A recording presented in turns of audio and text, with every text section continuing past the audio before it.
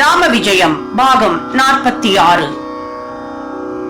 இப்படி மகிராவணன்கள் வந்து கொண்டே இருக்க என்ன செய்வதென தெரியாமல் ராமன் குழம்பினான். மாருதி மகரி அதாவது சுவர்ச்சலா தேவியிடம் சென்று இந்த பிரச்சனையை எப்படி சமாளிப்பது என வினவினான்.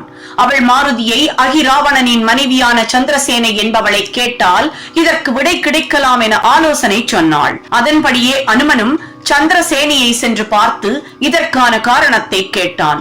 நீ கேட்க விரும்பும் காரணத்தை நான் சொல்கிறேன், ஆனால் ராமன் என்னை மணக்க சம்மதிக்க வேண்டும். அப்போதுதான் சொல்வேன்.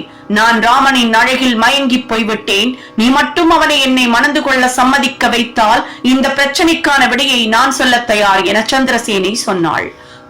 இவ்வளவுதானா? நான் ராமனை வெகு எளிதில் இதற்கு சம்மதிக்க வைக்க முடியும் என மாருதி சொல்ல, அப்படியானால் நீ எனக்கு சத்தியம் செய்து கொடு என சந்திரசேனை கேட்டாள். மாருதியும் அப்படியே சத்தியம் செய்து கொடுத்தான். அதனால் மகிழ்ந்த சந்திரசேனை அகிராவணன் ஒரு சமயம் கடும் தவம் செய்தான். அதனால் மகிழ்ந்த சிவன் அவனுக்கு ஒரு வரம் அளித்தார்.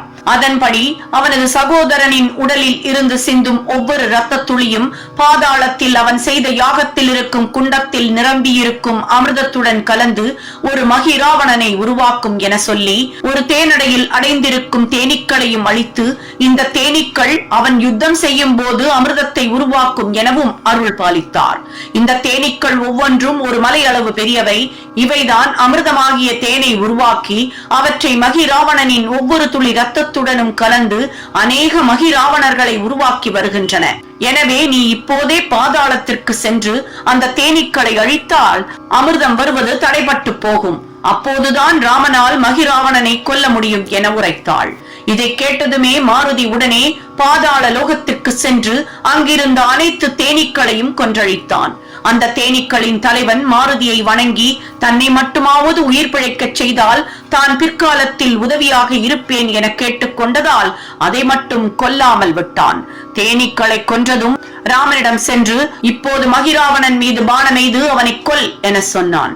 அதன்படியே ராமன் விட்ட பானத்தால் மகிராவணன் மாண்டு போனான். இந்த வெற்றிக்கு பின் மாருதி தான் சந்திரசேனைக்கு கொடுத்த சத்தியத்தை நினைவு கூர்ந்தான். நான் இப்போது என்ன செய்வதென எனக்கு புரியவில்லை. சந்திரசேனியை மணக்குமாறு ராமனிடம் சொன்னான்.